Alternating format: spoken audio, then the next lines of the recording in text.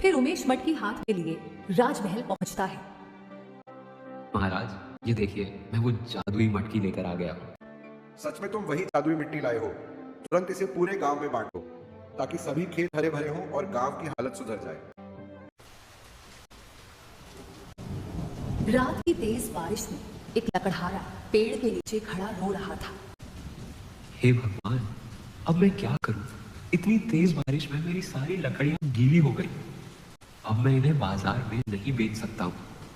मेरी बीवी और बच्चे भूखे हैं और खाली हाथ देखकर मेरे बच्चे सब टूट जाएंगे। भगवान, आखिर मेरे साथ कभी कुछ अच्छा क्यों नहीं होता है? ये कहकर उमेश लकड़ी के गट्ठर को नीचे फेंक देता है। तभी उसकी नजर अचानक पेड़ की जड़ में दबा एक पुराने मिट्टी के घड़े पर जाती है और भीतर से एक अजीब सी चमकती हुई सुनहरी अंगूठी निकलती है। अरे, ये अंगूठी कैसी है? अजीब सी चमक है इसकी। इसे पहनकर देखता हूँ। फिर उमेश वो अंगूठी पहन लेता है और कहता है, दिखने में तो ये अंगूठी बहुत अनमोल लग रही है। चलो, अब इसे साहूकार को बेच देता हूँ। कुछ पैसे तो मिल जाएंगे जिससे मेरी बीवी और बच्चे भूखे ना रहे। फिर उमेश वो अंगूठी निकालने की कोशिश करता है लेकिन अंगूठी नहीं निकलती है। ये क्या हो गया? जब पहनी थी तब तो ढीली थी और अब इतनी टाइट कैसे हो गई? मैं इसे निकालने की कोशिश कर रहा हूँ पर ये निकल ही नहीं रही है। तभी अंगूठी से हल्की रोशनी चमकती है और आवाज आती है, जो तू मांगेगा तुझे मिलेगा। ये कौन बोल रहा है? मेरे सामने आओ। डरो मत, मैं एक जादुई अंगूठी हूँ। मैं तुम्हारी कोई भी 4 इच्छाओं को पूरी कर सकती हूँ। मांग ले तेरी जो भी इच्छा हो। उमेश मन ही मन सोचने लगता है, अगर ये सच में जादुई अंगूठी है तो मैं इससे ढेर सारा धन मांग लेता। गरीबी में मरने से अच्छा है कि मैं अपने परिवार को सुकून और अच्छी जिंदगी दे सकूं। ठीक है, मैं अपनी ख्वाहिश मांगता हूँ। मुझे ढेर सारा धन चाहिए। कुछ ही देर में ढेर सारा धन उसके सामने आ जाता है। अरे, सच में ढेर सारा धन आ गया। अब तो मैं बहुत अमीर हो गया। जल्दी से यह सारा धन लेकर घर जाता हूँ। मेरी बीवी और बच्चे बहुत खुश होंगे। उमेश धन समेटकर घर की ओर चलता है लेकिन दूर खड़ा एक चोर ये सब देख लेता है। अरे, ये तो एक लकड़हारा है और इसके पास इतना सारा धन कहाँ से आया? जल्दी जाकर ये खबर सरदार को दे देता हूँ। सरदार सुनते ही बहुत खुश हो जाएंगे। फिर वो भागकर अपने सरदार के पास जाता है। सरदार, मैंने एक लकड़हारे के पास ढेर सारा धन देखा है। हमें किसी भी कीमत पर वो धन हासिल करना होगा। अगर ये धन हमारे पास आ गया तो हमें चोरी और तकलीफ से आजीवन मुक्ति मिल जाएगी। ये तो बहुत अच्छी खबर है। चलो, आज रात ही हम उसके घर में चोरी करेंगे। फिर दोनों उमेश का पीछा करते हुए उसके घर तक पहुंच जाते हैं। क्या हुआ जी? कुछ खाने को लाए हो या नहीं कि आज भी खाली हाथ लौट आए? अरे भाग्यवान, देखो तो, मैं इतना सारा धन लाया हूँ कि अब हमारे बच्चे को किसी चीज की तकलीफ नहीं होगी। ये क्या हो गया जी? आप इतना सारा धन कहाँ से ले आए? कहीं किसी के घर में चोरी तो नहीं की? हे भगवान, मैंने आपको कितनी बार कहा है, कुछ भी हो जाए लेकिन गलत रास्ता मत अपनाना। चोरी नहीं की है अर्चना, बस यूं समझ लो, मुझे यह सब एक वरदान में मिला है। अब हम कभी भूखे नहीं सोएंगे और अब हम भी अमीर बन चुके हैं। तभी राहुल दौड़ता हुआ आता है। माँ, मुझे बहुत जोर से भूख लगी है, मुझे कुछ खाने को दे दो। हाँ बेटा, तुम थोड़ी देर रुको, मैं तुम्हारे लिए कुछ बना कर लाती हूँ। मैं ये सब उठाकर मटके में डालकर जमीन के नीचे दबा देता हूँ ताकि कोई हमारे घर में चोरी ना कर सके। हाँ, आप ठीक कह रहे हो, फिर किसी को पता भी नहीं चलेगा। तभी सरदार और उसका साथी दरवाजे पर दस्तक देते हैं। इतनी रात को कौन हो सकता है? पता नहीं, तुम जाकर दरवाजा खोलो। अभी मैं इस धन को रसोई में छुपा देता हूँ। जैसे ही अर्चना बाहर जाती है तभी सरदार और साथी अंदर घुस आते हैं। तुम लोग कौन हो? चुपचाप यहाँ से चले जाओ। हम यहाँ से तभी जाएंगे जब तुम वह सारा धन हमें दे दोगे। मेरे पास कोई धन नहीं है, देख रहे हो, मैं तो झोपड़ी में रह रहा हूँ, गरीब हूँ। मेरे पास कहाँ से धन हो सकता है? झूठ मत बोल। झूठ बोलेगा तो तेरे बेटे को मार दूंगा। नहीं, ऐसा मत करो, आप वो धन इन्हें दे दीजिए। हमारे बेटे से बढ़कर धन नहीं है, हम उस धन के बिना भी गुजारा कर सकते हैं। मैं उसे नहीं दे सकता हूँ। एक बार गरीब बन चुका हूँ, दोबारा नहीं बनना चाहता हूँ। सरदार राहुल के गले पर चाकू रख देता है। अगर धन नहीं दिया तो तेरे बेटे को यहीं टपका दूंगा। नहीं, रुक जाओ, मैं देता हूँ। मेरे बेटे को छोड़ दो। उमेश धन की पोटली लाकर सरदार को दे देता है। इतना सारा धन है तेरे पास और मुझसे झूठ बोल रहा है, सजा तो तुम्हें जरूर मिलेगी। अब मैं धन और तेरा बेटा दोनों को ले जाऊंगा।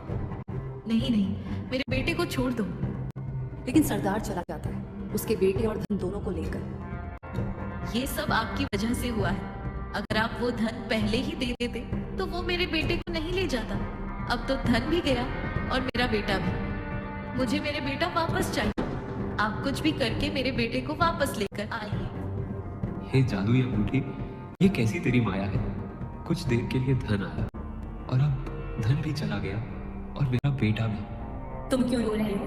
अभी तुम्हारे पास 3 इच्छाएं शेष हैं। बताओ मैं तुम्हारी क्या इच्छा पूरी कर सकती हूँ? मेरी इच्छा है कि मेरा बेटा वापस लौट आए। यही मेरी दूसरी इच्छा है।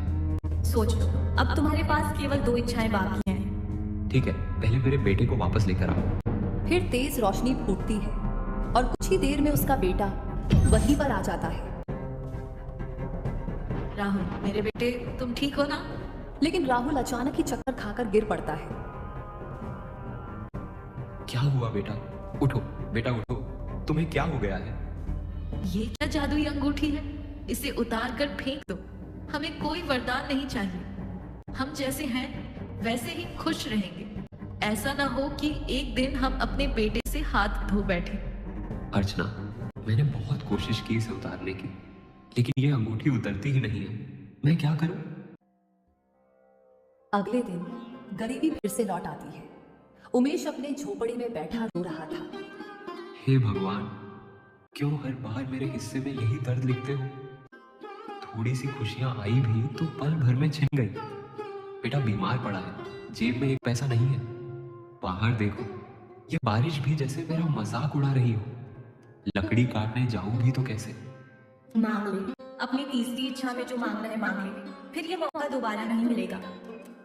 अब इस बार मैं कुछ ऐसा मांगूंगा कि मुझे फिर कभी कोई कमी ना रहे।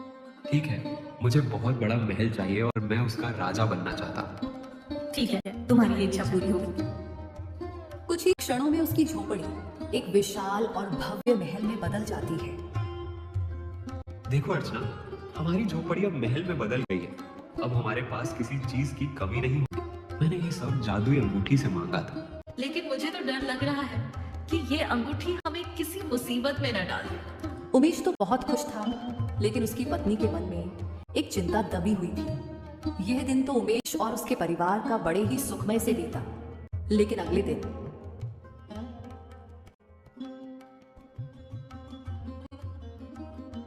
बाहर आओ उमेश, महाराज ने तुम्हें तुरंत महल में बुलाया है। महाराज ने हमें क्यों बुलाया है? तू रातों रात राजा कैसे बन गया और इतना बड़ा महल कैसे बना लिया? यह तो राजा के प्रति गद्दारी है, इसलिए महाराज ने तुम्हें बुलाया है। सैनिक उमेश को पकड़कर राजमहल ले जाता है। महाराज ये देखिए, यही उमेश है जिसके अपने गांव में रातों रात महल खड़ा हो गया। तुमने रातों रात अपना महल कैसे हमारे गांव में बना लिया, बताओ। महाराज, मेरे पास एक जादुई अंगूठी है, उसी की मदद से मैंने महल बनाया। तुम्हारी हिम्मत कैसे हुई एक लकड़हारा होकर राजा को मूर्ख बनाने की? महाराज, मैं सत्य कह रहा हूँ। मैं अपनी सच्चाई साबित कर सकता हूँ, मुझे एक मौका दीजिए। लेकिन राजा ने उसकी बात नहीं सुनी। सैनिकों, इस गद्दार को ले जाओ और कालकोठरी में बंद कर दो। साथ ही इसकी सारी धन दौलत को जब्त कर लो। आप ऐसा नहीं कर सकते महाराज। मैंने इतने कष्ट झेले और फिर ये महल बनाया। आप हमारे साथ ऐसा क्यों कर रहे हैं? लेकिन सैनिक उमेश को पकड़कर ले जाता है और काल कोठरी में बंद कर देता है। वही उमेश रोता रहता है। हे भगवान, ये मेरे साथ क्या हो रहा है? मैं हर बार कुछ मांगता हूँ और उसका उल्टा परिणाम होता है। अब मैं क्या करूँ? यही अंगूठी मेरी सारी मुसीबतों की जड़ है। मैं अपनी मेहनत से अपनी जिंदगी जीना चाहता हूँ। मुझे इस अंगूठी से आजाद कर दो। इतना कहकर उमेश उस अंगूठी को निकालने लगता है। क्यों नहीं निकल रही ये अंगूठी? मैं केवल अपनी ईमानदारी और मेहनत से जीना चाहता हूँ।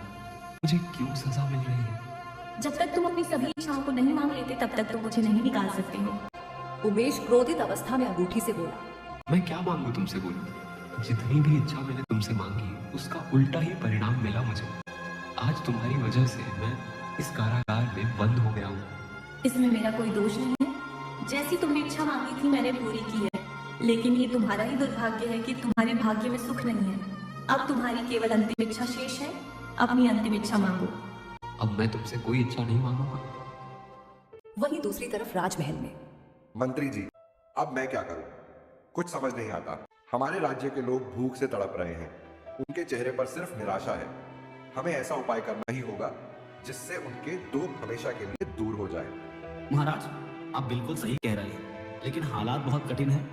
इस बार की भयंकर बारिश ने पूरे राज्य को तबाह कर दिया है। किसानों की सारी फसलें मिट्टी में मिल गई, कई घर टूटकर गिर गए, लोग आश्रयहीन हो गए हैं। मैं जानता हूं मंत्री जी, पर प्रश्न ये है कि हम उनके लिए कर भी क्या सकते हैं? राजकोष में जो धन बचा है वह सबकी पीड़ा दूर करने के लिए पर्याप्त नहीं है। महाराज, सत्य यही है कि कोष अब लगभग रिक्त हो चुका है। हम बहुत सारा धन प्रजा को दे चुके हैं, लेकिन भारी बारिश के कारण हमारे राज्य को बहुत हानि हुई है। बचा खुचा धन से सबकी भरपाई संभव नहीं है। तो फिर एक ही उपाय है, राजगुरु को बुलाओ। ऐसे कठिन समय में हमें उनके मार्गदर्शन की आवश्यकता है। राजगुरु, हमारे राज्य पर आए संकट का कोई समाधान बताइए। हमें ऐसा उपाय चाहिए जिससे प्रजा सुखी और सुरक्षित रह सके। महाराज, यह संकट सामान्य उपायों से नहीं टल सकता। इसका अंत तभी होगा जब एक विशेष व्यक्ति आपकी सहायता करे। विशेष व्यक्ति कौन है वह?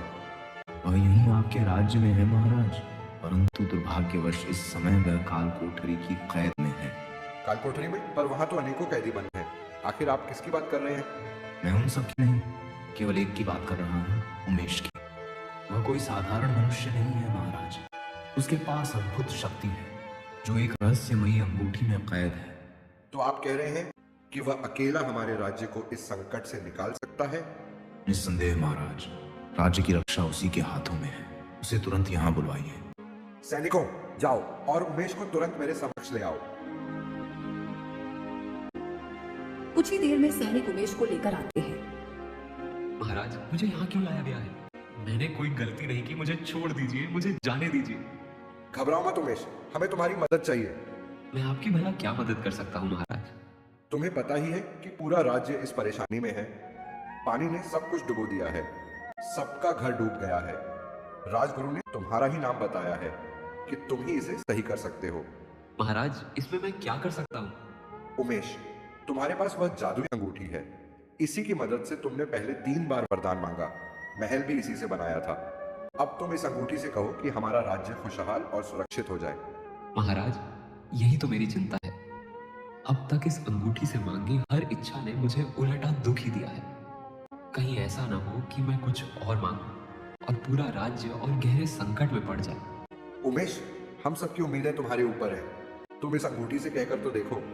ठीक है महाराज, मैं एक बार प्रयास करता हूँ। हे जादुई अंगूठी, मुझे तुमसे एक आखिरी वरदान चाहिए। कहो उमेश, तुम्हें क्या चाहिए? मैं अपने गांव वालों के लिए सुख, शांति और खुशहाल जीवन चाहता हूँ। अचानक अंगूठी से तेज रोशनी निकलती है और उसमें से एक विशाल नागिन प्रकट होती है। ये क्या हो रहा है उमेश? ये नागिन कहाँ से आ गई? डरिए मत महाराज, मैं कोई हानि नहीं पहुंचाऊंगी। मैं एक दिव्य नाग कन्या हूँ। सदियों पहले एक तपस्वी ने मेरे अहंकार और शक्ति के दुरुपयोग के कारण मुझे दंड दिया था और इस अंगूठी में कैद कर दिया था। तो इसका मतलब तुम ही वो शक्ति थी जो मेरी इच्छाएं पूरी करती रही। हाँ उमेश, मैंने तपस्वी से अपनी भूल की क्षमा मांगी। तपस्वी को मुझ पर दया आ गई और मुझे अंगूठी से मुक्त होने का उपाय बताया कि जब कोई ऐसा व्यक्ति जिसके भाग्य में सुख ना हो वो अंगूठी पहन ले, जिसके बाद मैं उसकी 4 इच्छाओं को पूरा कर दूं, लेकिन चौथी इच्छा वो अपने लिए नहीं बल्कि दूसरे के हित के लिए मांगेगा, तो ही मैं इस अंगूठी से आजाद हो पाऊंगी। देवी, इसका अर्थ है कि उमेश ने आपका श्राप तोड़ा और आपको मुक्त कर दिया। हाँ उमेश, तुम्हें अपने गांव को बचाने के लिए तुम्हें उस मटकी को ढूंढना होगा जिससे तुमने मुझे उठाया था। उस मटकी की मिट्टी को लेकर तुम पूरे गांव में बांट दो। जब लोग उस मिट्टी को अपने खेतों में डालेंगे तो सबकी फसलें उग जाएंगी और जो खेत पानी से डूबे हैं वे हरे भरे हो जाएंगे। तुम्हारा धन्यवाद देवी, मैं ऐसा ही करूंगा। इतना कहकर नागिन तेज प्रकाश में विलीन हो जाती है। उमेश उस घने जंगल की ओर चल पड़ता है। थोड़ी देर चलने के बाद उमेश पेड़ के पास पहुंचता है और मटकी को देखता है। ये रही मटकी। अब मुझे जल्दी से इसे लेकर गांव वालों के पास जाना चाहिए। उमेश जैसे ही मटकी को छूता है, तेज रोशनी फैलती है और आवाज आती है। तुम मुझे ऐसे ही नहीं ले जा सकते हो। इसके लिए तुम्हें एक सवाल का उत्तर देना होगा। यह मटकी तो बात कर रही है, यानी यह एक जादुई मटकी है। इसे लेना है तो मुझे इसके प्रश्न का उत्तर देना होगा। ठीक है, मैं तुम्हारे प्रश्न का उत्तर देने के लिए तैयार हूँ। पूछो।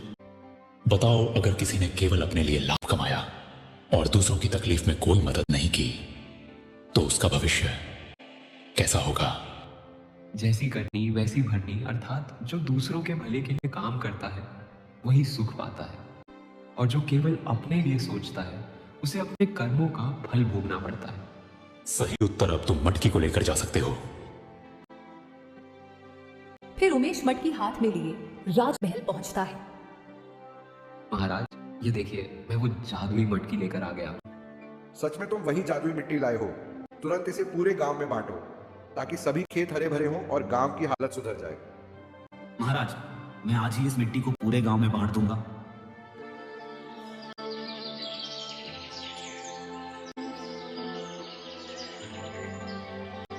उमेश, तुम्हारे कारण हमारे राज्य में पुनः सुख शांति लौट आई है।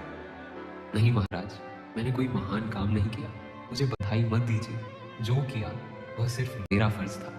उमेश के कारण राज्य में सुख शांति आ जाती है और राजा ने उमेश की सारी धन संपत्ति जो राजा ने जब्त कर ली थी उसे लौटा दिया और उमेश अपने परिवार के साथ सुखी जीवन व्यतीत करने लगा।